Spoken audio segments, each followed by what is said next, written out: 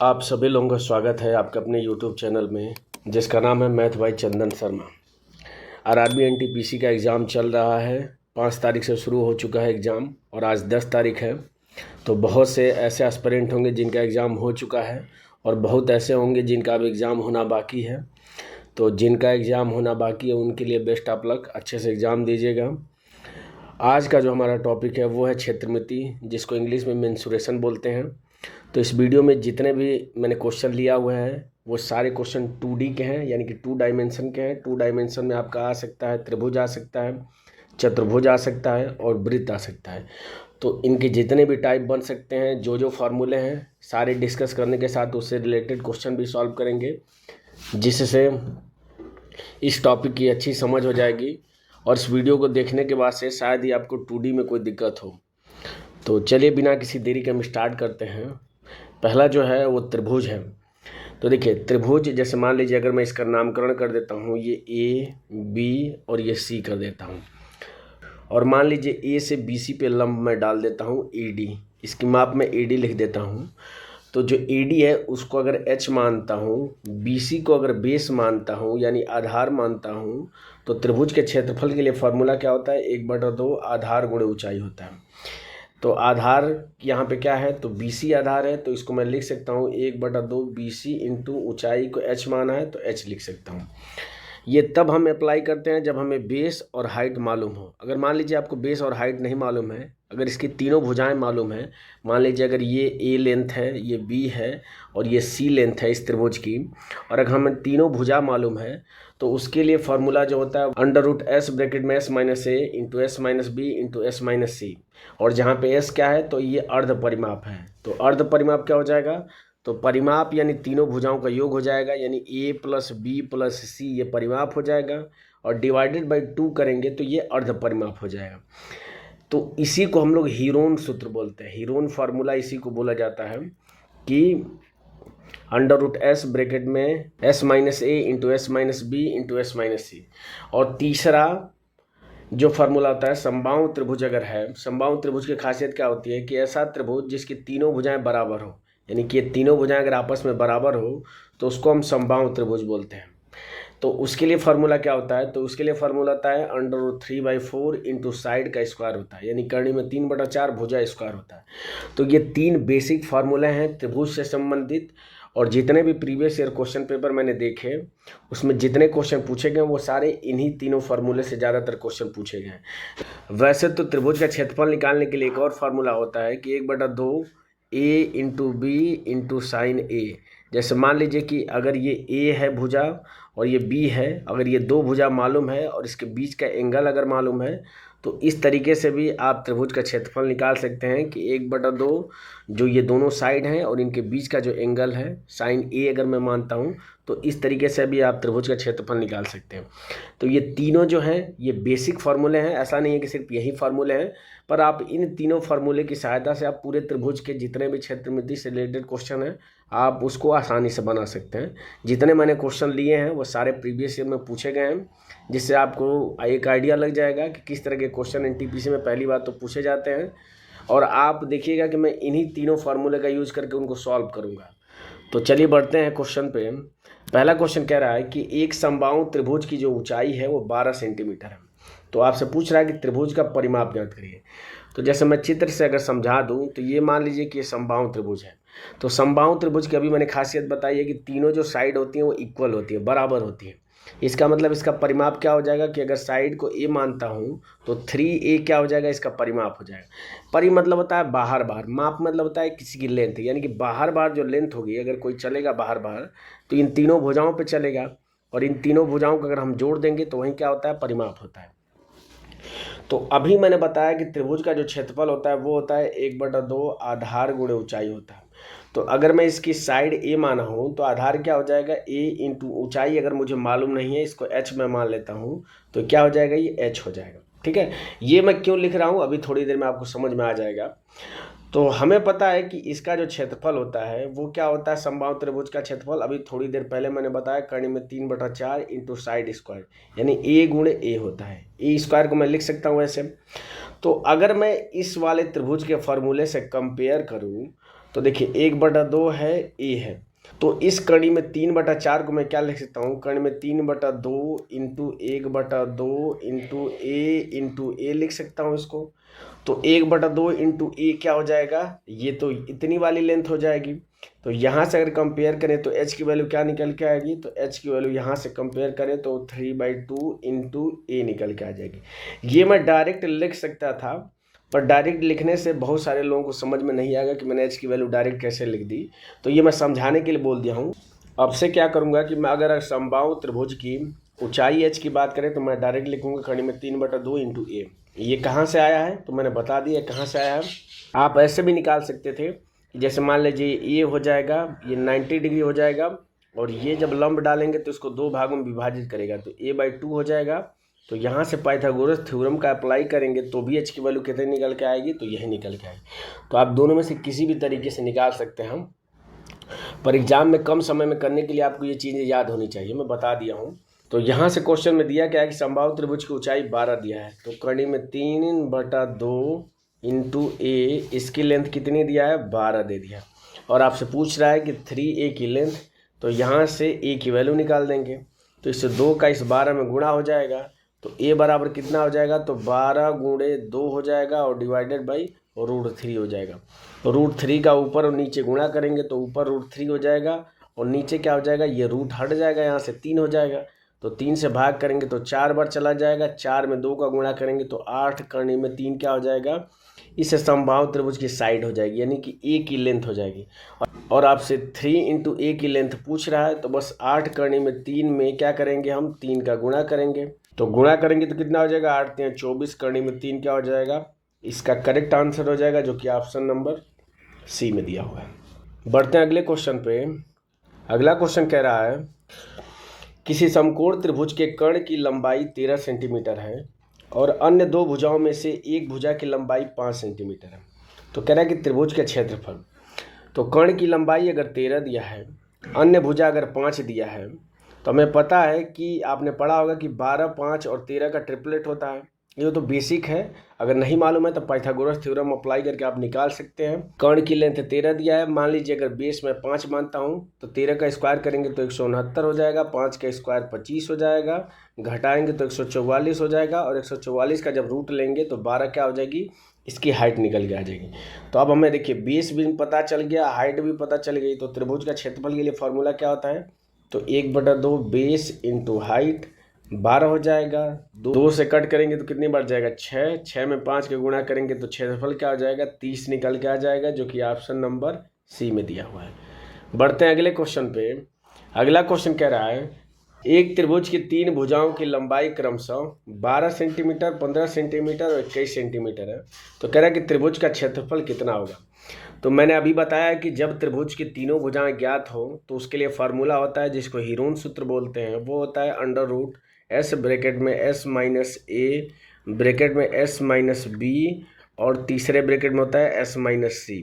और जहाँ पे ABC क्या है, तो त्रिभुज की तीनों भुजाएं हैं जो कि आपको दिया है, तो यहाँ से S की वैल्यू हम निकाल देते हैं।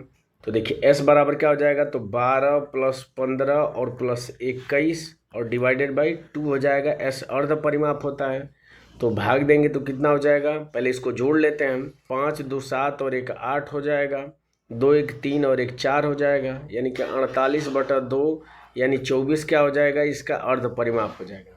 जैसे ही S की वैल्यू यानी कि अर्ध परिमाप निकल के आ गया, बस इसी फॉर्मूले पे रख दीजिए, आपका क्षेत्रफल त्रिभुज का निकल के आ जाएगा। रख देते हैं तो अंडर क्या हो जाएगा, S की वैल्यू है 24, तो 24 इंटू S माइनस ए मतलब 12 को ये मान लीजिए, तो 24 में से 12 घटाएंगे तो 12 हो जाएगा, और इंटू 24 में से 15 घटाएंगे तो 5 4 9 हो जाएगा, और 24 में से 21 घटाएंगे तो 3 हो जाएगा।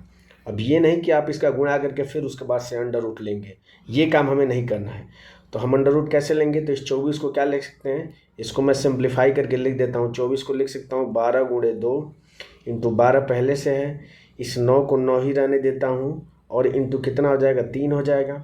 अब देखिए 12 एक यहाँ पे है और एक 12 यहाँ पे है, तो दोनों में से एक 12 कॉमन ले लूँगा, और देखिए 9 का अंडर क्या हो जाएगा, तो 3 हो जाएगा, और अंदर क्या बचेगा, तो 2 बचेगा और 3 बचेगा, गुणा करेंगे तो अंडर 6 हो जाएगा।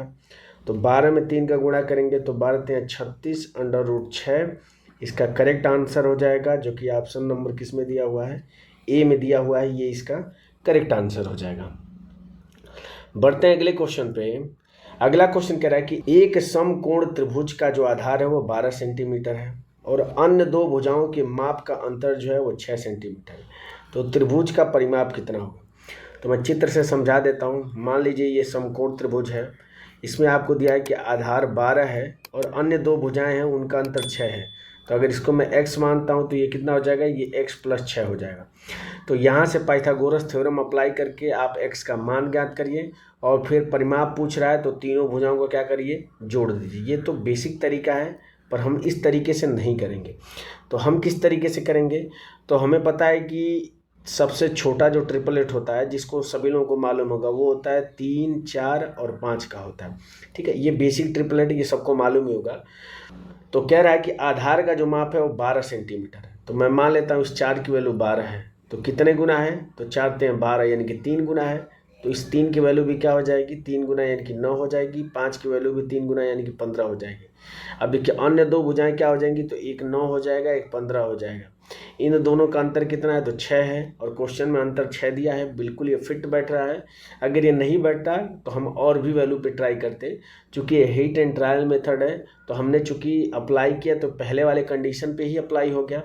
तो यहाँ से क्या हो जाएगी, एक वैल्यू हो जाएगी 9, दूसरी वैल्यू क्या हो जाएगी 12 हो जाएगी, तीसरी वैल्यू 15 हो जाएगी। परिमाप पूछ रहा है तो इन तीनों को क्या करेंगे, हम जोड़ देंगे। तो जोड़ दीजिए, तो 12, 8, 20 और 1, 21 हो जाएगा। 21 और 5, 26 और 10, 36 इसका क्या हो जाएगा, परिमाप हो जाएगा, जो कि ऑप्शन नंबर सी में दिया हुआ है।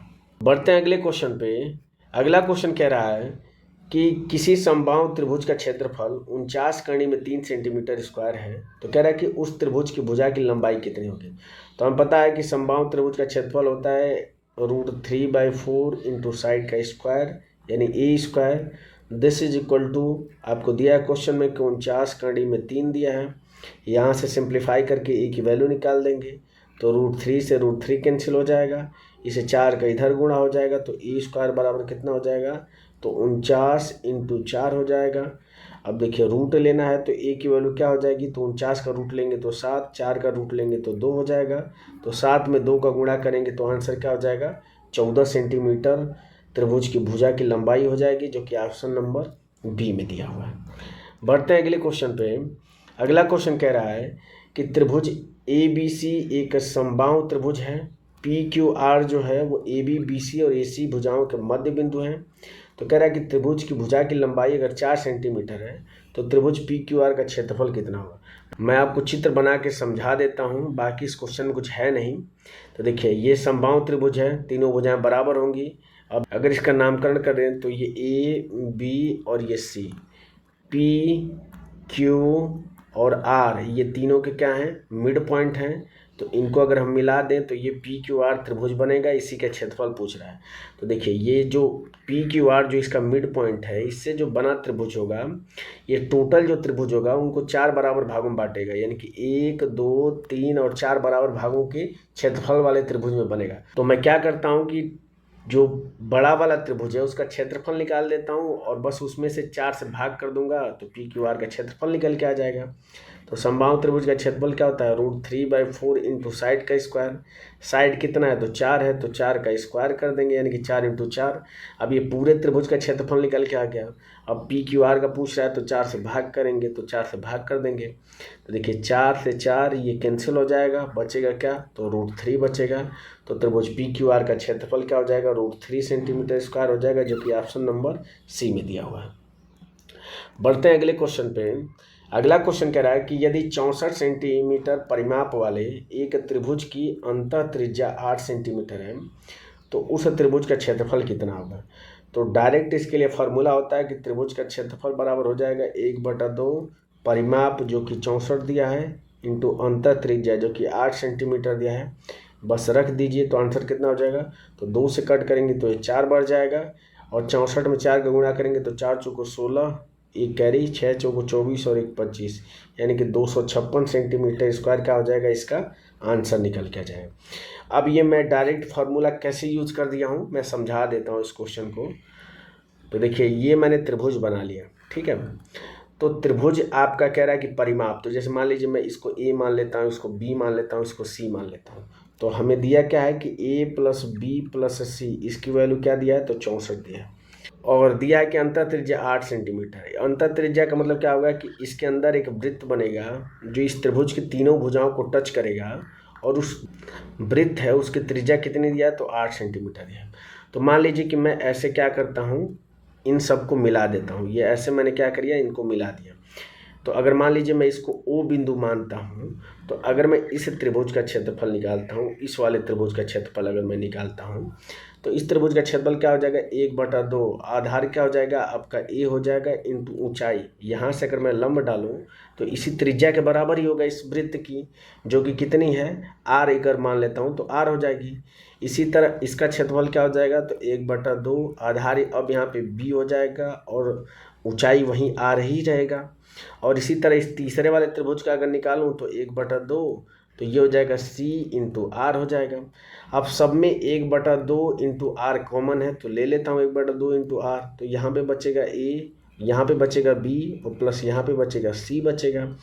अब हमें पता है कि ए प्लस बी प्लस सी क्या होता है, परिमाप होता है। इसकी वैल्यू 64 दिया है, तो बस मैंने 64 रख दिया है। आर की वैल्यू 8 है, तो 8 मैंने रख दिया। 1/2 सॉल्व किया तो 256 सेंटीमीटर स्क्वायर इसका आंसर निकल के आ गया। तो ये वाला जो फॉर्मूला है वो यहाँ से आया। मैंने डायरेक्ट यहाँ पे पहले वैल्यू रख के उसके बाद से सॉल्व कर दिया था। बाकी मैं इसके पीछे का कॉन्सेप्ट आपको सिखा दिया।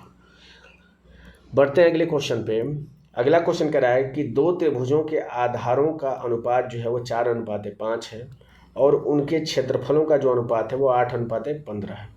तो कह रहे हैं कि इनकी संगत ऊंचाइयों का अनुपात कितना होगा। तो हमें पता है कि त्रिभुज का क्षेत्रफल बराबर क्या होता है कि 1/2 आधार गुणे क्या होता है, ऊंचाई होता है। तो देखिए 1/2 की वैल्यू तो क्या होगी, फिक्स होगी, क्योंकि इसको तो चेंज नहीं हो सकता है। यानी कि आधार और ऊंचाई की वैल्यू जैसे बदलेगी वैसे क्षेत्रफल भी क्या हो जाएगा, बदल जाएगा। तो आपसे दिया है कि आधार का जो अनुपात है वो कितना है, तो आधार का अनुपात 4:5 है। तो पूछ रहा है कि उनकी ऊंचाइयों का अनुपात क्या होगा यदि क्षेत्रफलों का अनुपात 8:15 है। तो बस कर दीजिए, इसको डायरेक्ट ऐसे लिख सकते हैं कि 8/15, और आधार का अनुपात कितना है, तो ये है 4:5 इंटू ऊंचाइयों का अनुपात पूछ रहा है, यानी कि h1/h2 की वैल्यू पूछ रहा है। तो सॉल्व कर दीजिए। तो बस क्या करेंगे, 4 से कट करेंगे तो ये 2 बार जाएगा, 5 से कट करेंगे तो ये 3 बार चला जाएगा। तो यहाँ से h1/h2 यानी ऊंचाइयों का अनुपात कितना निकल के आ जाएगा, तो 2:3 निकल के आ जाएगा, जो कि ऑप्शन नंबर किस में दिया हुआ है, ये दिया हुआ है 2:3, ऑप्शन नंबर ए में दिया हुआ है। ये इसका करेक्ट आंसर हो जाएगा। अब देखिए यहाँ से अब आपका समचतुर्भुज शुरू हो जाता है। समचतुर्भुज बता देता हूँ कि क्या होता है कि ऐसा समांतर चतुर्भुज। तो समांतर चतुर्भुज क्या होता है कि जिसकी आमने सामने की भुजाएं क्या हो, बराबर और समानांतर, और उसको क्या बोलते हैं, समांतर चतुर्भुज बोलते हैं। तो सम मतलब होता है बराबर, चतुर्भुज मतलब चारों भुजाएं। यानी कि ऐसा समांतर चतुर्भुज जिसकी चारों भुजाएं क्या हो, आमने सामने की भुजाएं समांतर के साथ बराबर हो, यानी कि चारों भुजाएं आपस में क्या होंगी, बराबर होंगी। तो इसको समचतुर्भुज बोलते हैं। इसकी खासियत क्या होती है कि इसके जो विकर्ण होते हैं वो एक दूसरे को समद्विभाजक करते हैं। यानी कि जितनी लेंथ इसकी होगी उतनी लेंथ इसकी होगी, जितनी लेंथ ये होगी उतनी लेंथ ये होगी। और दूसरी खासियत क्या होती है कि एक दूसरे को 90 अंश के कोण पे बांटते हैं, यानी कि ये जो कोण बनेगा वो 90 अंश का बनेगा। तो यहाँ से अगर मान लीजिए इसके विकर्ण D1 और D2 हैं, और आपसे समचतुर्भुज का क्षेत्रफल पूछता है, तो उसके लिए डायरेक्ट फार्मूला होता है कि 1/2 D1 इंटू D2 होता है। तो बढ़ते हैं इससे रिलेटेड जो क्वेश्चन उसको करते हैं कि एक समचतुर्भुजाकार मैदान की जो भुजा है वो 122 मीटर है, इसके एक विकर्ण की जो लंबाई है वो 240 मीटर है। तो कह रहा है कि मैदान का क्षेत्रफल कितना होगा। तो मैंने बताया कि जो समचतुर्भुज है उसके विकर्ण एक दूसरे को क्या करते हैं, समद्विभाजित करते हैं और 90 अंश के कोण पे बांटते हैं। तो देखिए अगर मान लीजिए कि ये दोनों इसके विकर्ण हैं, तो एक विकर्ण की लेंथ, टोटल जो लेंथ है वो 240 दिया है। तो यहाँ से यहाँ तक की लेंथ क्या हो जाएगी, इसकी आधी हो जाएगी, यानी कि 120 हो जाएगी। जो मैदान है उसकी भुजा कितनी दिया है, तो 122 दिया है। तो अब ये 90 अंश के कोण पे करेंगे तो किसी तरह अगर ये वाली लेंथ अगर निकाल दे तो इसका डबल करेंगे तो दूसरा विकर्ण निकल के आ जाएगा, और तभी जाके हम मैदान का क्षेत्रफल निकाल सकते हैं। क्योंकि मैदान जो है वो समचतुर्भुजाकार है, और समचतुर्भुज का क्षेत्रफल क्या होता है 1/2 इंटू D1 और इंटू क्या होता है D2 होता है। तो देखिए ये हो जाएगा 122 हो जाएगा, और दूसरा क्या हो जाएगा 120 हो जाएगा। तीसरे की लेंथ हमें मालूम करनी है। तो ये चूंकि समकोण त्रिभुज की भुजाएं हैं, तो समकोण त्रिभुज में पाइथागोरस थ्योरम अप्लाई होता है, उसको अप्लाई कर देंगे। तो देखिए एक तो तरीका ये है कि 122 का आप स्क्वायर करें, फिर 120 का स्क्वायर उसमें से घटा दें, फिर जाके आप जो भी आएगा उसका रूट ले लेंगे तो x की वैल्यू निकल के आ जाएगी। पर हम उस तरीके से करेंगे नहीं, हम क्या करेंगे इसको 2 से भाग कर देते हैं। तो 2 से भाग करेंगे तो कितनी बार जाएगा, तो 2 × 6 = 12, 2 × 2 और ये जाएगा 2 × 6 = 12, 60 बार हो जाएगा। देखिए 60, 61 और 11 का ट्रिपलेट होता है, यानी कि जो तीसरी इसकी जो भुजा हो जाएगी वो क्या हो जाएगी 11 हो जाएगी। और चूंकि 2 से भाग देने पे इतना आया है तो x का मान करने के लिए 2 से क्या करेंगे हम गुणा करेंगे, तो x का मान क्या निकल के आ जाएगा 22 निकल के आ जाएगा। तो इस वाली लेंथ क्या निकल के आ गई 22, तो पूरी लेंथ कितनी हो जाएगी इसका 2 गुना, यानी कि 22 दूना के 44 हो जाएगी। तो देखिए अब इन दोनों के विकर्ण मालूम चल गए हैं, तो बस वैल्यू रख दीजिए। तो 1/2 D1 की वैल्यू पहले से दिया है 240 मीटर, और D2 की वैल्यू अभी हमने निकाला है 44 आया है। तो सॉल्व करेंगे तो 2 से कट करेंगे तो कितनी बार जाएगा 2 दूनी के 4 हो जाएगा, 2 दूनी के 4 हो जाएगा। फिर 2 का गुणा करेंगे तो 24 दूना के 48 यानी कि 480 हो जाएगा, इंटू 11 हो जाएगा। 11 का गुणा करेंगे तो 0, 8 88, 8 11 44 और 44 और 8 52 हो जाएगा, यानी कि 5280 क्या हो जाएगा समचतुर्भुज का क्षेत्रफल निकल के आ जाएगा, जो कि ऑप्शन नंबर सी में दिया हुआ। अब देखिए मैं यहाँ से डायरेक्ट कैसे कर दिया हूँ, क्योंकि मुझे वैल्यू ये मालूम है कि 11, 60 और 61 का ट्रिपलेट होता है। अगर आपको नहीं मालूम है तो आप 61 का स्क्वायर निकालिए। तो 61 का स्क्वायर करेंगे यानी कि 61 का 2 बार गुणा, यानी ये 1 हो जाएगा। 6 में 1 का गुणा करेंगे 6, 6 में 1 का गुणा करेंगे 6, 6 6 12 को 2, 1 कैरी हो जाएगा। 6 में 6 का गुणा करेंगे 36 और 1 37 हो जाएगा, इसका गुणा हो जाएगा। हमेशा इस तरीके से गुणा करिए, जितना स्टेप आप स्किप कर सकते हैं उतना आपके लिए फ़ायदा होगा। तो उसी तरीके से 60 का स्क्वायर कर देंगे तो 60 का स्क्वायर कितना हो जाएगा, तो 3600 हो जाएगा। घटाएंगे इसमें से तो देखिए 3721 है, तो घटाएंगे तो 121 आएगा, और 121 का वर्गमूल कितना होगा 11 होगा। तो आप उस तरीके से भी निकाल सकते हैं। समांतर चतुर्भुज की खासियत क्या होती है कि आमने सामने की जो भुजाएं होती हैं वो बराबर होती हैं और समानांतर होती है। समानांतर का मतलब कि आपस में इनको कितना भी बढ़ाया जाए, इनके बीच का जो गैप है वो हर जगह बराबर होगा, ये कभी एक दूसरे से मिलेंगी नहीं। जैसे ट्रेन की पटरी आपने देखा होगा, दोनों पटरियाँ जो होती हैं वो एक दूसरे के समांतर होती हैं, आगे जाके कभी भी दोनों पटरी एक दूसरे में मिलती नहीं है। तो ये वाली भुजा क्या हो जाएगी, इस वाली भुजा के बराबर हो जाएगी और समांतर हो जाएगी। अब देखिए इसका क्षेत्रफल निकालने के लिए फॉर्मूला क्या होता है कि आधार इंटू ऊंचाई, जो कि मैंने बताया था कि अगर आधार को हमने b माना है और ऊंचाई अगर ये h है, ऊंचाई h का मतलब क्या होगा कि जो उसकी मिनिमम जो लेंथ होगी उसको h बोलेंगे। अब ये नहीं कि आप ऐसे करके और यहाँ से कहें कि ये h की वैल्यू हो जाएगी, तो नहीं, जो h क्या हो जाएगी यानी कि लंबवत जो दूरी होगी उसको h बोलेंगे। तो b इंटू h क्या हो जाएगा, ये समांतर चतुर्भुज का क्षेत्रफल हो जाएगा। ठीक है, इसमें क्या होता है कि आमने सामने के जो कोण होते हैं वो बराबर होते हैं, ये कोण इस कोण के बराबर होता है। इसमें भी क्या होता है कि इसके जो विकर्ण होते हैं वो एक दूसरे को समद्विभाजित करते हैं। ठीक है, समचतुर्भुज की खासियत होती है, क्योंकि समचतुर्भुज भी एक प्रकार का समांतर चतुर्भुज ही है। तो जो चीज़ें समचतुर्भुज में अप्लाई होंगी वो चीज़ें समांतर चतुर्भुज में अप्लाई होंगी। ठीक है, बढ़ते हैं अगले क्वेश्चन पे। तो अगला क्वेश्चन कह रहा है कि एक समांतर चतुर्भुज की ऊंचाई इसके संगत जो आधार की दोगुनी है, और समांतर चतुर्भुज का क्षेत्रफल आपको दिया है कि इतना है। तो पूछ रहा है कि समांतर चतुर्भुज की ऊंचाई ज्ञात करिए।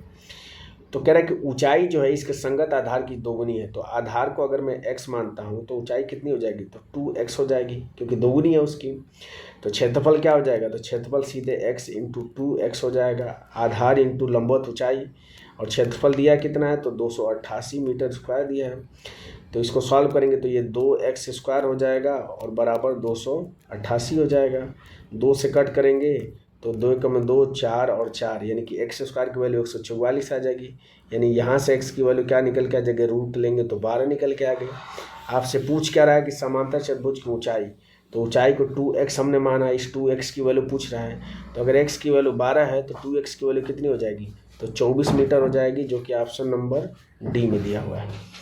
बढ़ते हैं अगले क्वेश्चन पे।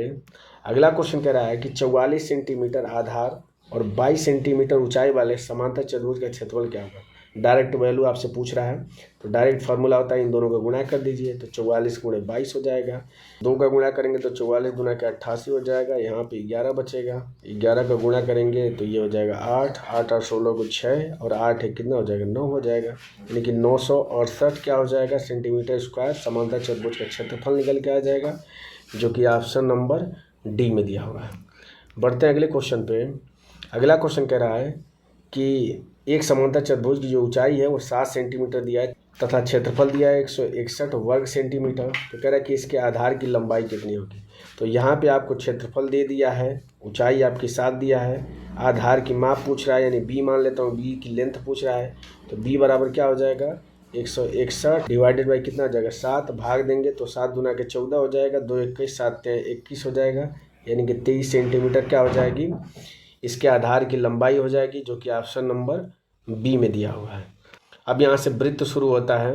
वृत्त क्या होता है, जैसे मान लीजिए ये केंद्र है तो वृत्त उन बिंदुओं का बिंदु पथ होता है जिसकी एक निश्चित बिंदु से दूरी क्या होती है, हर जगह क्या होती है, समान होती है।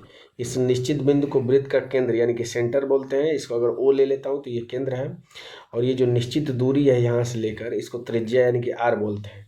अगर यहाँ से अगर कोई दो बिंदुओं को अगर मिला दे जो कि केंद्र से होके जाती है तो इसको व्यास बोलते हैं। व्यास जो होता है वो त्रिज्या का 2 गुना होता है, यानी कि वृत्त का व्यास बराबर क्या हो जाएगा 2 × r हो जाएगा। वृत्त के क्षेत्रफल के लिए फार्मूला होता है पाई आर स्क्वायर होता है। वृत्त की परिधि या परिमाप यानी कि बाहर ये जो माप है इसकी वैल्यू कितने के बराबर होती है तो 2 पाई r होती है। तो 2 पाई r यानी कि 3 यही क्या होते हैं इसके इम्पोर्टेंट फार्मूले हैं और बाकी फार्मूले को आपको याद करने की ज़रूरत नहीं है। तो क्वेश्चन इससे करते हैं हम। चूँकि समय कम है इसलिए मैं बहुत ज़्यादा इसके डीप में नहीं जा रहा हूँ, क्योंकि आपको पता है कि एग्ज़ाम इसके चल रहे हैं एनटीपीसी के एग्ज़ाम, तो बहुत डीपली जाने का कोई मतलब है नहीं। अगर हमारा थोड़े से बताने से अगर हमारे सारे क्वेश्चन सॉल्व हो जा रहे हैं तो बहुत इसके डीप में जाने की ज़रूरत नहीं है। बाकी मैं इससे रिलेटेड सेपरेट वीडियो एक अपलोड कर दूंगा जिसमें बेसिक से लेकर फार्मूला कैसे आया, पाई आर स्क्वायर कैसे आया और 2 पाई आर एच कैसे आया, चाहे समांतर चतुर्भुज के क्षेत्रफल के लिए फार्मूला ये कैसे आया, सारी चीज़ें मैं उसमें अच्छे से एक्सप्लेन कर दूँगा। तो ये क्वेश्चन कह रहा है कि यदि किसी वृत्त का जो व्यास है वो 16 मीटर है तो वृत्त का क्षेत्रफल कितना होगा। तो वृत्त के क्षेत्रफल के लिए फार्मूला क्या होता है तो पाई आर स्क्वायर होता है। पाई की वैल्यू कितना दिया है तो चूंकि आंसर जितने हैं वो सारे पाई में दिया है तो वैल्यू हम पाई की नहीं रखेंगे। तो पाई × आर स्क्वायर, व्यास का मान अगर 16 है तो त्रिज्या क्या हो जाएगी इसकी आधी हो जाएगी। तो 16 का आधा कितना हो जाएगा 8 हो जाएगा। तो 8 × 8 हो जाएगा, 8 में 8 का गुणा करेंगे तो 64 हो जाएगा, यानी कि 64 पाई क्या हो जाएगा इस वृत्त का क्षेत्रफल निकल के आ जाएगा, जो कि ऑप्शन नंबर किस में दिया हुआ है सी में दिया हुआ है। ये इसका करेक्ट आंसर हो जाएगा। बढ़ते हैं अगले क्वेश्चन पे। अगला क्वेश्चन कह रहा है कि 150 मीटर व्यास वाले एक वृत्ताकार मैदान के परितः मतलब होता है बाहर 3 मीटर की एक समान चौड़ाई वाले एक वृत्ताकार पथ का क्षेत्रफल मीटर स्क्वायर में कितना होगा ये ज्ञात करिए। तो देखिए इसको करने का जो बेसिक तरीका है मैं बता देता हूँ कि अगर व्यास 150 मीटर है तो त्रिज्या कितनी हो जाएगी तो इसकी आधी हो जाएगी। तो 2 से कट करेंगे तो 2 7 14 1 10 2 5 10 यानी कि 75 मीटर क्या हो जाएगा उस वृत्ताकार मैदान का क्या हो जाएगा व्यास हो जाएगा।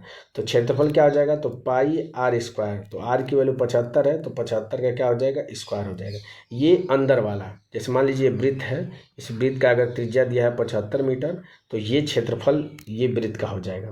अब कह रहे हैं कि मैदान के परितः यानी कि परितः मतलब चारों ओर 3 मीटर का, तो ये 3 मीटर का मान लीजिए कि ये बनाया जा रहा है समान चौड़ाई का वृत्ताकार पथ बनाया जा रहा है। तो अब जो त्रिज्या हो जाएगी तो पहले 75 थी इसमें 3 मीटर जुड़ जाएगी, तो अब जो त्रिज्या हो जाएगी वो कितनी हो जाएगी तो अब जो त्रिज्या हो जाएगी वो 75 और 3 कितने हो जाएगी 78 मीटर हो जाएगी। तो अब क्षेत्रफल क्या हो जाएगा तो पाई r1 स्क्वायर हो जाएगा। तो r1 की जगह क्या है 78 का स्क्वायर हो जाएगा। तो आपसे सिर्फ क्या पूछ रहा है कि इसका क्षेत्रफल पूछ रहा है, जो वृत्ताकार पथ है उसका क्षेत्रफल। तो पूरे बड़े वाले वृत्त में से इस छोटे वाले वृत्त का क्षेत्रफल अगर हम घटा देंगे तो इस पथ का क्षेत्रफल निकल के आ जाएगा। यानी कि इसमें से अगर छोटे वृत्त यानी कि पाई × 75 स्क्वायर अगर हम घटा देंगे तो हमारा आंसर निकल के आ जाएगा। दोनों में से पाई कॉमन ले लेते हैं, तो पाई कॉमन लेंगे तो ये आपका a² - b² का फार्मूला बनेगा। एक ब्रैकेट में a + b हो जाएगा और दूसरे ब्रैकेट में क्या हो जाएगा a माइनस बी यानी कि 3 हो जाएगा। तो जैसे ये वैल्यू आ गई बस इसको सॉल्व कर देंगे। तो पाई इंटू कितना हो जाएगा, तो 75 दुना के 150 और 3 जोड़ेंगे तो 153 हो जाएगा। 153 में 3 का गुणा कर देंगे तो 153 गुणे 3, 3 3 9 हो जाएगा। लास्ट में 9 सिर्फ और सिर्फ एक ही ऑप्शन में दिख रहा है, ऑप्शन नंबर डी में, तो ये इसका क्या हो जाएगा, करेक्ट आंसर हो जाएगा। बाकी आप गुणा कर सकते हैं तो 5 या 15 को 5 हो जाएगा, एक कैरी, 3 कम 3 और एक 4 हो जाएगा। तो 459 पाई इसका क्या हो जाएगा, इस वृत्ताकार पथ का क्षेत्रफल हो जाएगा, जो कि ऑप्शन नंबर डी में दिया हुआ है। बढ़ते हैं अगले क्वेश्चन पे।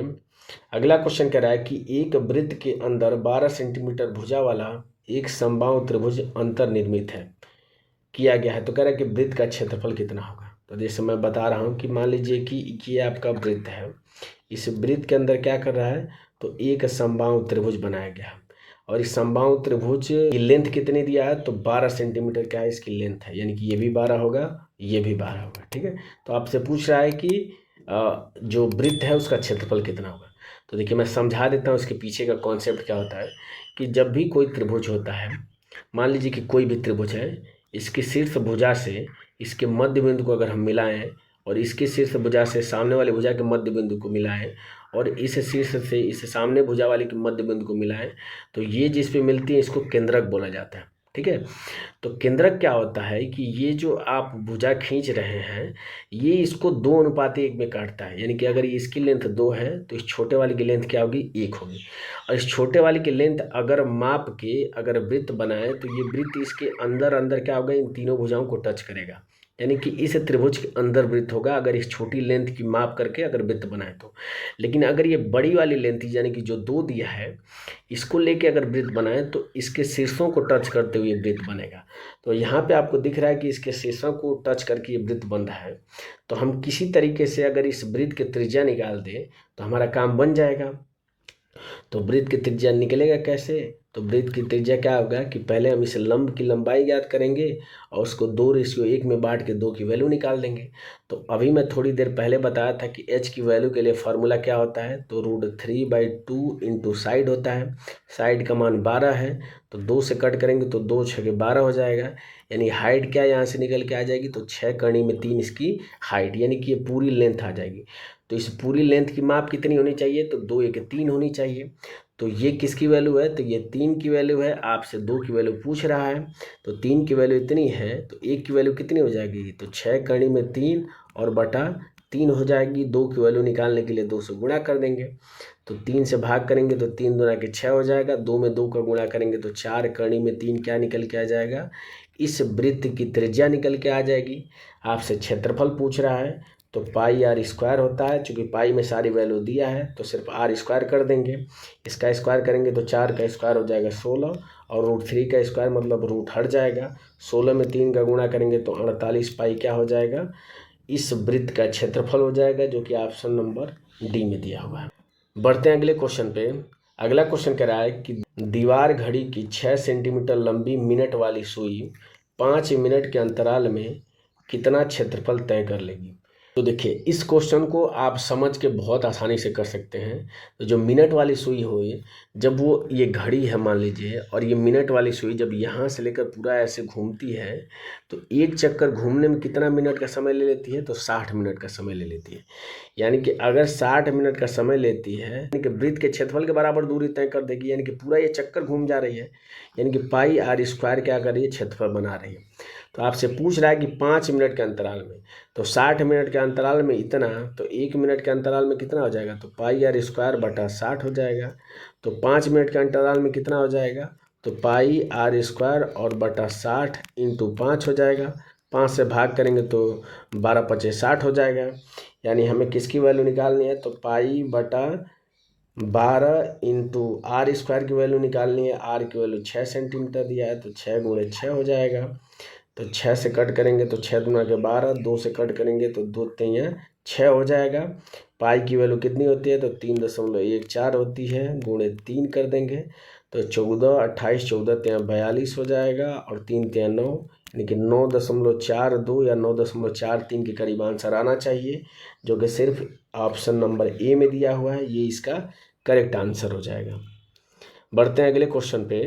अगला क्वेश्चन कह रहा है कि 14 सेंटीमीटर त्रिज्या वाले एक वृत्त की परिधि में वृद्धि ज्ञात कीजिए यदि त्रिज्या में 7 सेंटीमीटर की वृद्धि कर दी जाती है। तो कभी भी इस तरह का क्वेश्चन आए, मैं इसको समझा देता हूँ कि कहना क्या चाहता है कि पहले अगर त्रिज्या अगर 14 थी तो अब उसमें 7 की वृद्धि कर देते हैं, यानी कि अब त्रिज्या कितनी हो जाती है, तो 14 और 7 21 हो जाती है। तो कह रहा है कि वृत्त की परिधि में कितना वृद्धि होगी। तो देखिए पहले जो उसका आ रहा था परिधि, तो 2 पाई इंटू आर की वैल्यू 14 आ रही थी। अब जो परिधि आ रही है वृद्धि करने के बाद, तो 2 पाई इंटू आर की वैल्यू क्या हो जा रही है, तो 21 हो जा रही है। तो अब पूछ रहा है कितनी वृद्धि हो रही है, तो बस इसमें से क्या करेंगे, पहले वाली जो परिधि आ रही है उसको हटा देंगे, इंटू 14 हो जाएगा। दोनों में से 2 पाई कॉमन दिख रहा है, तो 2 पाई हटा देंगे, तो 21 में से 14 घटाएंगे तो 7 हो जाएगा। ये मैं डायरेक्ट लिख सकता था, चूँकि 7 सेंटीमीटर की वृद्धि हो रही है तो मैं डायरेक्ट लिख देता कितने की वृद्धि हो रही है, तो 2 पाई इंटू 7 की वृद्धि हो रही है। तो यहाँ से मैं डायरेक्ट लिख सकता था, लेकिन चूँकि आपको समझाना था इसलिए मैं समझाया हूँ कि अब से अगर ये क्वेश्चन आए तो जितने सेंटीमीटर की वृद्धि करें, तो अगर क्षेत्रफल पूछे तो बस ये जो वृद्धि कर रहा है उसी का स्क्वायर कर दीजिएगा, और अगर परिधि पूछे तो बस इसी की वैल्यू आर की जगह पर रख दीजिएगा। तो इसको सॉल्व करेंगे तो 2 इंटू 22/7 हो जाएगा और इंटू 7 हो जाएगा। 7 से 7 कैंसिल हो जाएगा, 22 में 2 का गुणा करेंगे तो 44 सेंटीमीटर की क्या हो जाएगी, वृद्धि हो जाएगी, जो कि ऑप्शन नंबर ए में दिया हुआ है। यहाँ से जो टॉपिक शुरू होता है वो वर्ग है। और वर्ग क्या होता है कि ये एक प्रकार का समचतुर्भुज ही है। बस क्या होता है कि इसमें प्रत्येक कोण जो होता है वो 90 अंश का होता है। जैसे समचतुर्भुज को सॉल्व किए हैं वैसे वर्ग को ही सॉल्व कर सकते हैं, पर इसमें अलग से फार्मूला कोई है नहीं, चूँकि इन दोनों साइड क्या होती हैं, बराबर होती हैं। तो वर्ग का जो क्षेत्रफल होता है वो साइड का स्क्वायर होता है, यानी कि a इंटू ए होता है। अब देखिए कि ये भी एक प्रकार का समांतर चतुर्भुज ही है। तो समांतर चतुर्भुज का क्षेत्रफल क्या हो रहा था, तो आधार इंटू हाइट हो रहा था। तो देखिए आधार यहाँ पे a है और हाइट क्या है, यहाँ पे a है, क्योंकि 90 अंश के कोण पे है तो ये a है, वही हाइट हो जा रही। तो यहाँ से क्षेत्रफल क्या निकल के आ जाएगा, a स्क्वायर, जो कि आपको यहाँ पे लिखा है कि भुजा का स्क्वायर हो जाएगा। या समचतुर्भुज का क्षेत्रफल क्या हो रहा था कि 1/2 इंटू D1 इंटू D2 हो रहा था। लेकिन इस कंडीशन में जो D1 और D2 हैं दोनों बराबर होते हैं वर्ग की कंडीशन में। तो यहाँ से आप इसको लिख सकते हैं 1/2 इंटू डी स्क्वायर हो जाएगा, या आप इसको लिख सकते हैं कि विकर्ण का स्क्वायर बटा 2, ये भी लिख सकते हैं। अब देखिए विकर्ण की वैल्यू निकालने के लिए डायरेक्ट फॉर्मूला होता है √2 इंटू ए होता है। जैसे ये वैल्यू ए है, ये भी ए है, पाइथागोरस थ्योरम अप्लाई करेंगे तो डी की वैल्यू क्या आ जाएगी, a√2 निकल के आ जाएगी। तो यहाँ से ये क्षेत्रफल निकालने के तमाम फार्मूले हैं, रटने की ज़रूरत आपको बिल्कुल नहीं है। परिमाप क्या होता है, बाहर बाहर माप होता है। देखिए ये ए है, ये भी ए है, ये भी ए है और ये भी ए है। इन सब को जोड़ देंगे तो कितनी ए हो जाएंगे, तो 4 ए हो जाएंगे। या तो आप इसको ऐसे भी लिख सकते हैं कि 4 इंटू भुजा होता है परिमाप, या आप समझ के भी इसको सॉल्व कर सकते हैं। तो चलिए इससे रिलेटेड क्वेश्चन सॉल्व करते हैं। तो पहला क्वेश्चन कह रहा है कि एक वर्ग के विकर्ण की लंबाई 18 सेंटीमीटर है, तो वर्ग का परिमाप कितना होगा। तो अभी थोड़ी देर पहले मैं बताया हूँ कि वर्ग का विकर्ण के लिए फॉर्मूला क्या होता है, तो a√2 होता है। इसकी वैल्यू आपको दिया कितना है, तो 18 दिया है। तो यहाँ से a की वैल्यू निकाल देंगे तो कितना हो जाएगा, 18/√2 हो जाएगा। या मैं इसको लिख सकता हूँ, सिंप्लीफाई कर दूँ तो 18√2 का ऊपर और नीचे गुणा करेंगे तो ये 2 हो जाएगा, 2 से कट करेंगे तो a की वैल्यू क्या निकल के आ जाएगी, तो 9 कड़ी में 2 निकल के आ जाएगी। आपसे परिमाप पूछ रहा है तो बस साइड जो दिया है उसमें 4 का गुणा कर देंगे, यानी कि 4 इंटू ए क्या हो जाएगा, इसका परिमाप हो जाएगा। तो ये बराबर किसके हो जाएगा, तो 4 गुणे 9 कड़ी में 2 हो जाएगा। ए की वैल्यू दिया है तो 9 में 4 का गुणा करेंगे तो 36 कड़ी में 2 क्या हो जाएगा, इसका परिमाप हो जाएगा, जो कि ऑप्शन नंबर किस में दिया हुआ है, डी में दिया हुआ है। बढ़ते हैं अगले क्वेश्चन पे। अगला क्वेश्चन कह रहा है कि एक वर्गाकार मैदान का क्षेत्रफल 10,000 मीटर स्क्वायर है। इस वर्ग का परिमाप ज्ञात कीजिए जिसकी भुजा इस वर्गाकार मैदान के विकर्ण के क्या है, बराबर है। तो क्षेत्रफल दिया है, तो अभी मैं बताया हूँ कि अगर विकर्ण अगर वर्ग के मालूम है तो क्षेत्रफल के लिए क्या फार्मूला होता है, तो 1/2 डी स्क्वायर होता है। ये क्षेत्रफल का फार्मूला होता है अगर विकर्ण मालूम है।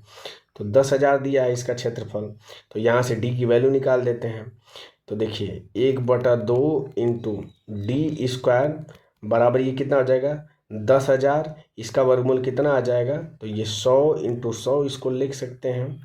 और इस 2 का इधर इसको हटा के इधर 2 से गुणा कर देते हैं, तो यहाँ से d की वैल्यू क्या निकल के आ जाएगी, तो वर्गमूल ले लेंगे इधर, तो 100 और 100 इसमें से 100 बाहर निकल के आ जाएगा, 2 का वर्गमूल नहीं हो पाएगा तो √2 हो जाएगा। ये विकर्ण की क्या हो जाएगी, लेंथ निकल के आ जाएगी। आपसे पूछ रहा है कि उस वर्ग का परिमाप ज्ञात कीजिए जिसकी जो भुजा है इस वर्गाकार मैदान के विकर्ण के बराबर है, यानी कि जो अब नया वर्ग बन रहा है उसकी भुजा इस वर्ग के विकर्ण के बराबर है, यानी कि भुजा की लेंथ अब क्या है, तो 100 कड़ी में 2 है, तो परिमाप क्या हो जाएगा, तो 4 × साइड, साइड अब क्या निकल के आ गया, तो 100 कड़ी में 2 गुणा करेंगे, तो 100 में 4 का गुणा करेंगे तो 400 कड़ी में 2 क्या हो जाएगा, नए वृत्त का क्या निकल के आ जाएगा, परिमाप, जो कि ऑप्शन नंबर ए में दिया हुआ है। बढ़ते हैं अगले क्वेश्चन पे। अगला क्वेश्चन कह रहा है कि 5 वर्गों के परिमाप क्रमशः 24 सेंटीमीटर, 32 सेंटीमीटर, 40 सेंटीमीटर, 76 और 80 सेंटीमीटर है। उस अन्य वर्ग का परिमाप ज्ञात कीजिए जिसका क्षेत्रफल इन वर्गों के क्षेत्रफलों के योग के क्या है, बराबर है। तो देखिए परिमाप जो होता है वो 4 × साइड होता है, तो सब में अगर 4 से भाग कर दें तो सबकी साइड निकल के आ जाएगी। तो पहले में 4 से अगर भाग करेंगे तो 6 आ जाएगा, इसे 6 का स्क्वायर करेंगे तो 36 क्षेत्रफल हो जाएगा, प्लस इसमें 4 से भाग करेंगे तो 8 हो जाएगा, 8 का स्क्वायर करेंगे तो 64 हो जाएगा, इसमें 4 से भाग करेंगे तो 10 हो जाएगा, 10 का स्क्वायर करेंगे तो 100 हो जाएगा, प्लस कितना हो जाएगा, तो इसमें 4 से भाग करेंगे तो 4 × 4 3 36, 4 9 36 यानी 19 हो जाएगा, 19 का स्क्वायर कितना होता है, तो 361 होता है, और प्लस इसमें 4 से भाग करेंगे तो 20 बार, 20 का स्क्वायर कितना हो जाएगा, 400 हो जाएगा। यानी जो नया वाला वर्ग निकलेगा उसकी भुजा क्या हो जाएगी, तो इन सबको जोड़ के इसका रूट ले लेंगे, इन सबको जोड़ लेते हैं तो 400 + 100 500 हो जाएगा, 5 3 800, 861 हो जाएगा, 61 और 4 65 हो जाएगा, यानी कि 865 हो जाएगा। और ये 60 30 90 और 6 96 हो जाएगा, इसमें 96 जोड़ देते हैं तो 6 5 11 को 1 हो जाएगा, 9 6 15, 1 16 को 6, 1 कैरी हो जाएगा, 8 1 9 हो जाएगा। तो यहाँ से ए की वैल्यू कितनी निकल के आ जाएगी, 961 रूट में निकल के आ जाएगी। अब देखिए ए की वैल्यू क्या हो जाएगी, तो कोई पूर्ण संख्या होगी, क्योंकि अगर आंसर को एक नज़र डालें तो हमें पता है कि परिमाप बराबर होता है 4 × साइड होता है, तो जो भी वैल्यू आएगी वो ए की पूर्ण में आनी चाहिए, तभी जो आंसर आ रहे हैं वो सारे पूर्ण में आ रहे हैं। तो देखिए 30 का स्क्वायर कितना होता है, तो 900 होता है, यानी कि 30 से अधिक है, यानी कि इसका मतलब ये 31 का स्क्वायर है, यानी कि ए की वैल्यू यहाँ से क्या निकल के आ गई, 31 सेंटीमीटर। तो परिमाप क्या हो जाएगा, तो 4 × 31 हो जाएगा, गुणा करेंगे तो 4 × 4 4 3 12, यानी 124 क्या हो जाएगा, इसका करेक्ट आंसर हो जाएगा, जो कि ऑप्शन नंबर सी में दिया हुआ। बढ़ते हैं अगले क्वेश्चन पे। अगला क्वेश्चन कह रहा है कि यदि किसी वर्ग की भुजा 1/10 मीटर है तो 4 मीटर भुजा वाले एक बड़े वर्ग के अंदर ऐसे कितने वर्ग रखे जा सकते हैं। तो हम पहले बड़े वर्ग का क्षेत्रफल निकाल लेते हैं, तो क्षेत्रफल क्या हो जाएगा, तो 4 × 4 हो जाए, यानी साइड का स्क्वायर होता है। अब इसमें 1/10 मीटर के, तो 1/10 मीटर वाले वर्ग का क्षेत्रफल निकाल लेते हैं, तो 1/10 × 1/10 हो जाएगा। अब यही क्या हो जाएगा, नंबर ऑफ स्क्वायर निकल के आ जाएगा। बस इसको सॉल्व करेंगे तो 4 में 4 का गुणा करेंगे तो 16, इसे 10 में 10 का गुणा करेंगे तो 100, ये ऊपर चला जाएगा तो 16 में 100 का गुणा हो जाएगा, यानी कि इस तरीके से 1600 वर्ग उसमें क्या करते हैं, रखे जा सकते हैं, जो कि 1600 ऑप्शन नंबर बी में दिया हुआ है, ये इसका करेक्ट आंसर हो जाएगा। अब देखिए अगला क्वेश्चन जो है वो आयत से रिलेटेड है। आयत भी एक प्रकार का समांतर चतुर्भुज ही होता है। इसमें क्या होता है कि आमने सामने की भुजाएं बराबर और समानांतर होती हैं। इसमें अंतर क्या होता है कि जो कोण होता है वो 90 अंश का होता है। बाकी समांतर चतुर्भुज जो था उसमें आप ऐसी आकृति बनाए वो भी समांतर चतुर्भुज कहलाएगी, ऐसी अगर सीधी आकृति बनाए वो भी समांतर चतुर्भुज कहलाएगी। लेकिन इसमें एक स्पेसिफिक कंडीशन ये होती है कि जो कोण जो होते हैं वो 90 डिग्री के होते हैं, ठीक है। तो देखिए अगर ये L है तो ये ऊपर वाली भी लेंथ क्या हो जाएगी, L हो जाएगी, और अगर ये B है तो ये भी लेंथ क्या हो जाएगी, B हो जाएगी। तो यहाँ से इसका क्षेत्रफल क्या निकल के आ जाएगा, समांतर चतुर्भुज की तरह ही है, तो L × B हो जाएगा। तो लंबाई गुणे चौड़ाई क्या हो जाएगा, इसका क्षेत्रफल निकल के आ जाएगा। परिमाप क्या निकल के आ जाएगा, तो 2 बार L यानी कि 2L हो जाएगा, और 2 बार B यानी कि 2B हो जाएगा। दोनों में से 2 कॉमन लेंगे तो L + B हो जाएगा, यानी यहाँ से आयत का परिमाप 2 ब्रैकेट में लंबाई प्लस चौड़ाई हो जाएगा। विकर्ण क्या हो जाएगा, यानी कि इस l का स्क्वायर और इस b का स्क्वायर, इन दोनों को जोड़ के इसका रूट ले लेंगे तो ये विकर्ण की लेंथ निकल के आ जाएगी, यानी कि l square plus b square root में ये विकर्ण की लेंथ निकल के आ जाएगी। इससे बाहर आपको आयत में क्वेश्चन नहीं पूछेगा, क्योंकि मैं सारे प्रीवियस ईयर क्वेश्चन पेपर देख चुका हूँ और सारे क्वेश्चन जितने मैंने लिया है आप देख सकते हैं कि सारे क्वेश्चन प्रीवियस ईयर में पूछे गए हैं। तो मैं अपनी तरफ से ना ही क्वेश्चन लिया हूँ ना ही इसके आंसर मैंने अपनी तरफ से बनाए हैं, सारे क्वेश्चन हूबहू उसी तरीके से हैं, बस मैं उसको सॉल्व करके आपको दिखा रहा हूँ। तो चलिए क्वेश्चन पे चलते हैं। तो क्वेश्चन कह रहा है कि किसी आयताकार पार्क की लंबाई और चौड़ाई का जो अनुपात है वो 7:3 है। पार्क का जो परिमाप है वो 21,000 मीटर है। तो कह रहा है कि पार्क की लंबाई और चौड़ाई के बीच जो अंतर है वो आपको बताना है। तो मैं अनुपातिक संबंध अगर x मान लेता हूँ तो लंबाई 7x हो जाएगी, चौड़ाई कितनी हो जाएगी 3x हो जाएगी। तो परिमाप क्या होता है, तो 2 ब्रैकेट में लंबाई प्लस चौड़ाई होता है। तो 7 और 3 कितने x हो जाएंगे, तो 10x हो जाएंगे।